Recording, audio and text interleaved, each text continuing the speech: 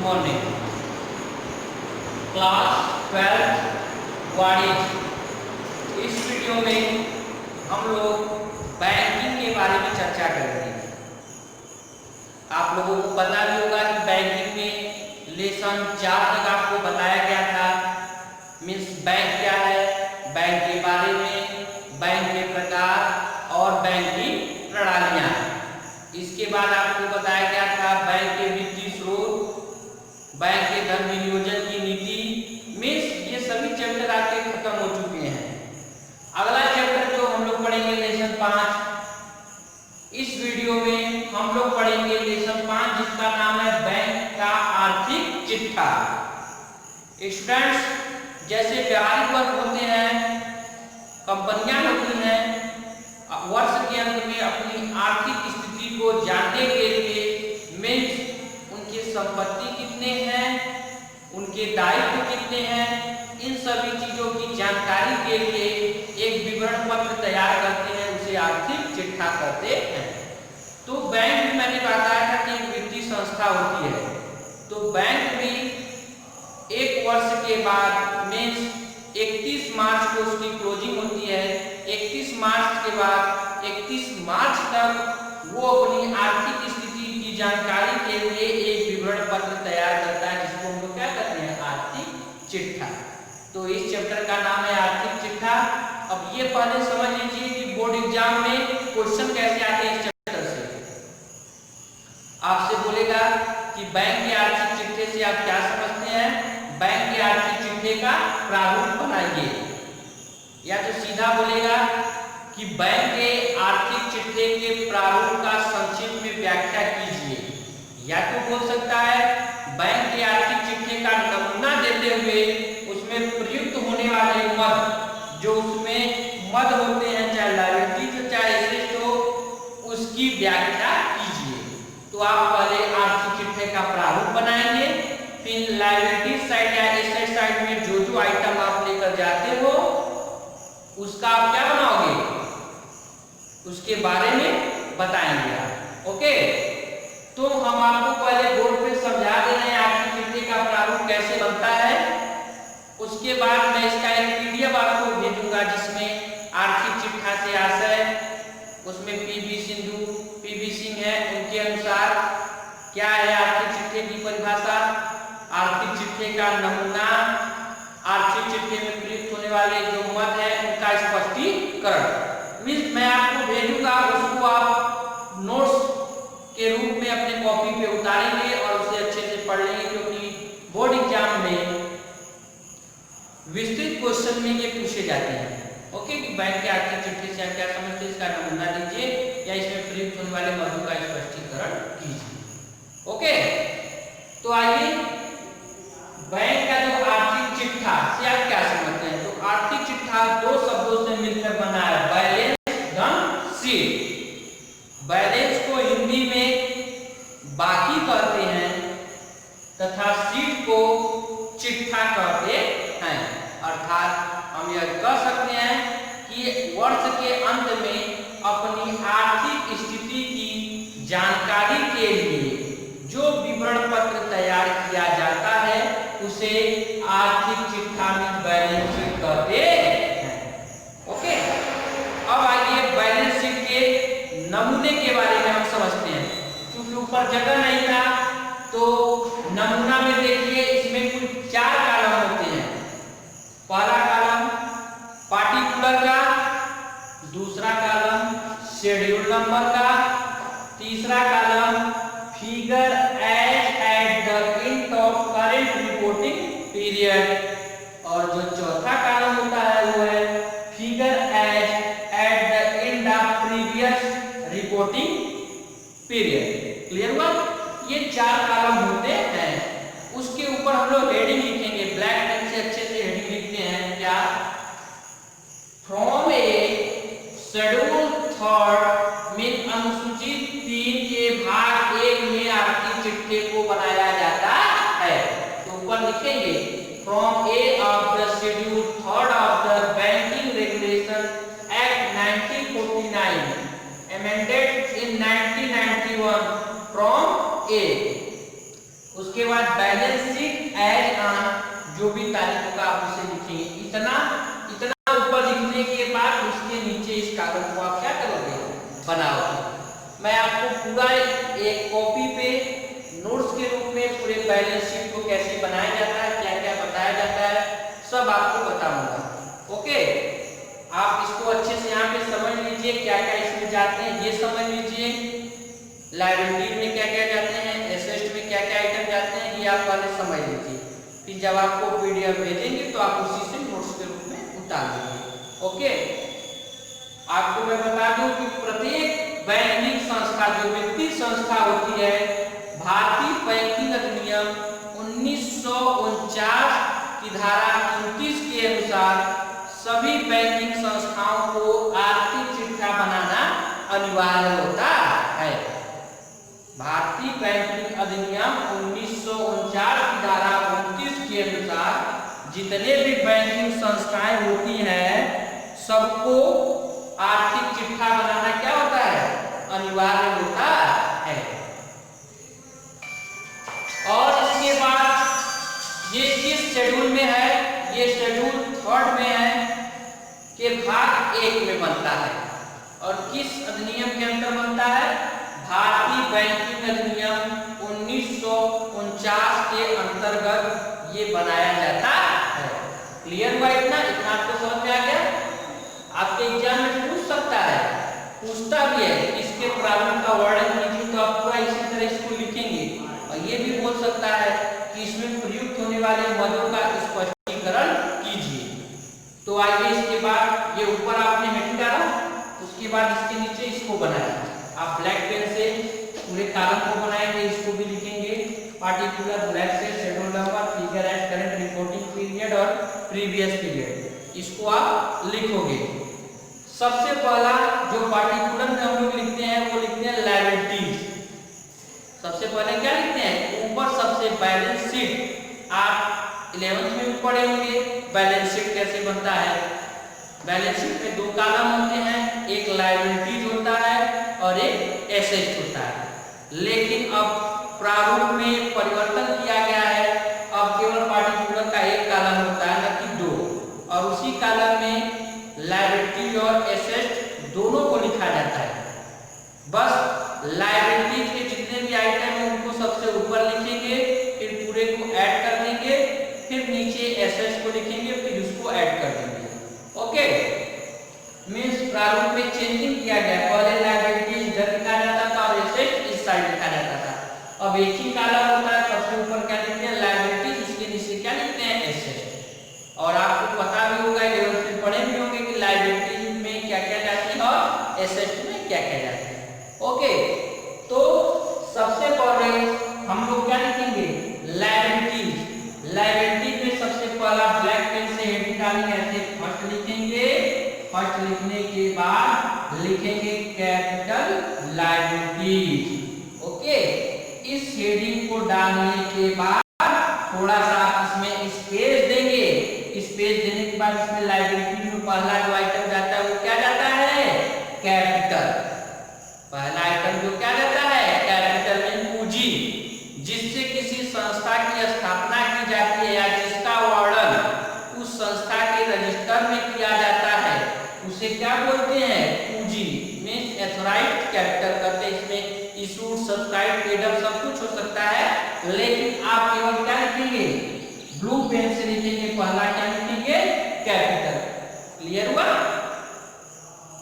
दूसरे नंबर पे लायबिलिटी में क्या जाता है, रिजर्व एंड सरप्लस, मींस संचय एवं आधिक्य।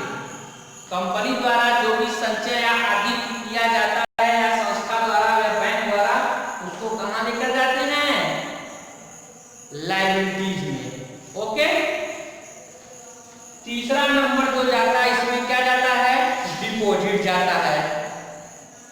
चौथे नंबर पे इसमें क्या जाता है, बारोइंग जाता है। और 5वें नंबर में यदि अन्य कोई दायित्व या provision, other liabilities and provision हो, तो हम उसको लेकर जाते हैं।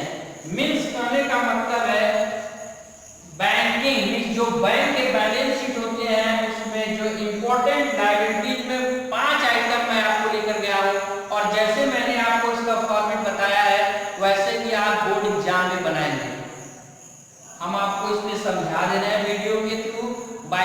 में कैसे इसको लिखना है वो भी बता देंगे, क्योंकि इसके नीचे जगह नहीं है, अभी बता देंगे इसके नीचे एसेट लिखा जाता है। ओके, तो पहले ये समझ लीजिए कि सबसे ऊपर लायबिलिटी, मैं फिर से बता दे रहा हूँ कि अभी फॉर्मेट में 2013 के बाद परिवर्तन हुआ, नहीं तो इस ओर लायबिलिटी लिखते थे, इस साइड क्या लिखते थे, एसेट लिखते थे, जबकि अब ऐसा बिल्कुल भी नहीं है। अब केवल पार्टिकुलर का एक कॉलम बनाया जाता है और उसी कॉलम में हम लायबिलिटी और एसेट दोनों को शो करते हैं। सबसे पहले क्या लिखा जाता है, लायबिलिटी। लायबिलिटी में capital, reserve and surplus, deposit, burrowing, other liabilities and provision, ये पांचों आइटम को आप लिखेंगे। फिर आप इसको यहाँ से क्या करेंगे, पूरे को यहाँ से आप क्या करेंगे, ऐसे बंद कर देंगे। फिर इन सबको आपने ऐड किया, इसको ऐसे कर डबल कॉलम से बंद। डबल कॉलम से बंद करने का मतलब होता है अब आगे लायबिलिटी में कुछ भी नहीं है। ये जो नीचे डबल कॉलम बंद करते हैं इसका मतलब अब आगे लायबिलिटी में आपका कुछ भी नहीं है। अब इसके नीचे इसी तरह हम लोग सेकंड हेडिंग लिखेंगे एसेट का, इसी कॉलम में, इसी कॉलम में इसी के नीचे लिखेंगे। आप ध्यान दीजिएगा, इस फॉर्मेट को बनाने के बाद, इस बनाने से पहले इस हेडिंग को आप ऊपर लिखिएगा।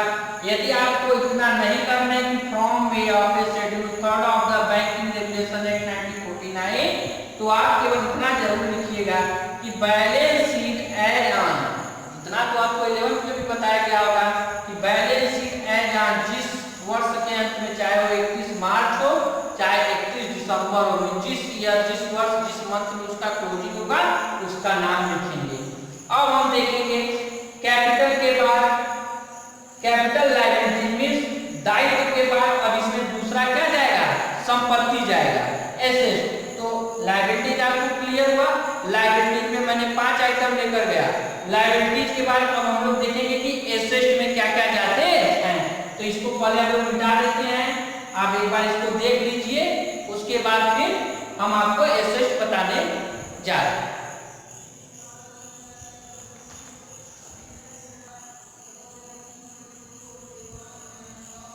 लायबिलिटीज के बाद मैंने बताया आपको कि लायबिलिटीज में 5 आइटम आपके गए थे, जिसमें कैपिटल था, बारोइंग थे, अदर प्रोविजन थे, रिजर्व एंड सरप्लस थे। आपने लायबिलिटीज के 5 आइटम को लिखा और कॉलम को क्या किया, बंद कर दिया। उसके बाद उसी में एक लाइन छोड़ने के बाद हम दूसरा हेडिंग डालेंगे एसेट। कौन सा हेडिंग डालेंगे, एसेट, क्योंकि लायबिलिटी आपने लिखा, अब आपका क्या रहेगा, संपत्ति। संपत्ति में जो पहला आपका जाता है cash and balance with RBI, में प्रत्येक बैंकों को अपने कुल पूंजी का 3 से 4% रिजर्व बैंक के पास सुरक्षित कैश के रूप में रखना पड़ता है, जिसको हम लोग नगद कोषानुपात या तरल कोषानुपात भी करते हैं। मींस करने का मतलब है कि ये भी एक बैंक की संपत्ति होती है जो रिजर्व बैंक के पास उपस्थित रहती है। तो ये कहा जाता है एसेट में। ये कौन सा आइटम है, आइटम नंबर 6, मद 6वां। ओके, अगला इसमें जाता है इन्वेस्टमेंट मींस विनियोग। उसके बाद कोई भी अग्रिम राशि हो, एडवांस, वो जाता है 8वां। 9वां जो जाता है वो है फिक्स एसेट। बैंक की कुछ अस्थायी संपत्तियां भी होती हैं, बैंक की कुछ अस्थायी संपत्तियां होती हैं, वो कहां जाती हैं, एसेट में जाती हैं। लास्ट है अदर एसेट, अन्य संपत्तियां। इन सब के अलावा 1 2 3 4, इन चारों के अलावा कुछ ऐसी और संपत्तियां होती हैं जो एसेट में जाती हैं। ये आपके एसेट के आइटम हो गए, सबको ऐड करिए, यहाँ पे लिखिए, डबल कॉलम बंद करके पूरे को बंद कर दीजिए। ये आपका टोटल जो कंप्लीट हुआ है वो है बैंक का आर्थिक चिट्ठा। आप बोर्ड एग्जाम में आप अपने बुक को भी खोलिएगा अच्छे से, बुक में भी बहुत सारे प्रॉब्लम की तरह बनाए होंगे, आपको मैं नोट्स के रूप में अभी भेजूंगा। जैसे ये वीडियो आपके पास पहुंचेगा वैसे आपके पास एक नोट्स पहुंचेगा जिसमें होगा कि आर्थिक चिट्ठे से आप क्या समझते हैं, उसमें फिर राइटर भी होगा।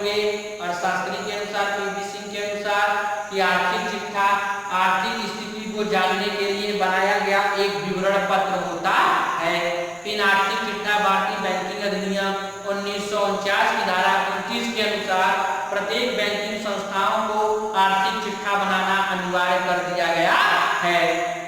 उसके बाद आप देखेंगे आर्थिक चिट्ठे का नमूना।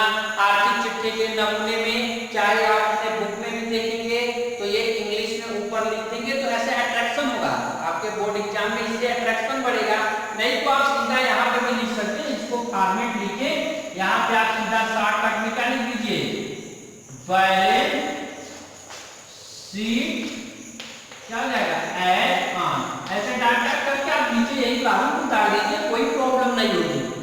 लेकिन यदि आप इसको लिखते हो, प्रारूप के ऊपर इतना जो लिखते हो, from A of schedule 3 of the banking regulation act 1949 amended in 1991 from A, उसके नीचे यदि आप बैलेंस शीट एड ऑन लिखते हो तो और ज्यादा बेटर होगा। तो आपके ऊपर डिपेंड है। इसके बाद कॉलम बनाएंगे, particular schedule number, figure eight the end of current reporting period, figure eight the end of previous reporting period. इतना बनाने के बाद आप ऊपर क्या लिखोगे, लायबिलिटीज को लिखोगे। मेन हेडिंग पहला डालोगे लायबिलिटीज, कैपिटल लायबिलिटीज। उसके बाद ब्लैक पेन से लिखने के बाद नीचे से ब्लू से पूरा लिखोगे, जो मर्ज इसने आपको 5 लायबिलिटीज में बताया गया कि उसको आप लिखोगे। फिर 2 लाइन का स्पेस छोड़िएगा, क्योंकि लायबिलिटीज के बाद भी आपने 2 लाइन का कॉलम क्या किया है, बंद किया है। 2 लाइन का स्पेस छोड़ने के बाद अगला हेडिंग आप डालेंगे एसेट का। एसेट का हेडिंग डालने के बाद इसको आप ब्लू से लिखेंगे। ये जो शेड्यूल नंबर जो आइटम आप डाल रहे हैं 1 2 3 4 5 6 7 8 9 10 करके, उसको आप ब्लैक पेन से शो करोगे, क्योंकि जो मैं आपको नोट्स भेजूंगा वो टोटली पूरा ब्लैक में होगा, तो ब्लैक ब्लू उसमें दिखाई नहीं देगा। इसलिए मैं आपको बता दे रहा हूँ कि ब्लैक और ब्लू कहाँ आपको यूज करने हैं। ओके, फिर उसके बाद इसको भी आप ऐड करके पूरे को बंद कर देंगे। अगर आपके एग्जाम में पूछता है कि ये जो इसमें मद प्रयोग किए गए उसका स्पष्टीकरण दीजिए, तो प्रारूप बनाने के बाद आप नीचे लिखेंगे आर्थिक चिट्ठे में प्रयुक्त होने वाले मदों का स्पष्टीकरण। तो आप उसमें कैपिटल पहला लिखेंगे, रिजर्व एंड सरप्लस लिखेंगे, उसके बाद जो भी बारोइंग जो लोन है आप उसको लिखेंगे, अदर लायबिलिटीज को लिखेंगे।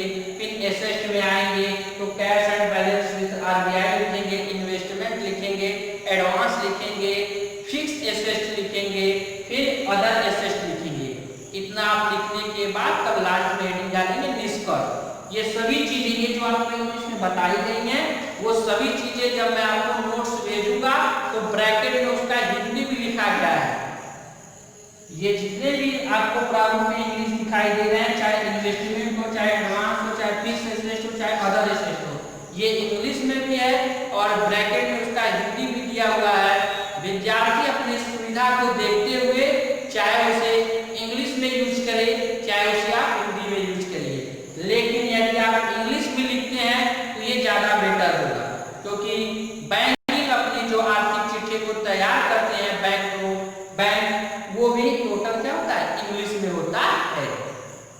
तो ये तो पूरा चैप्टर था जो लेसन 5 था, बैंक का आर्थिक चिट्ठा।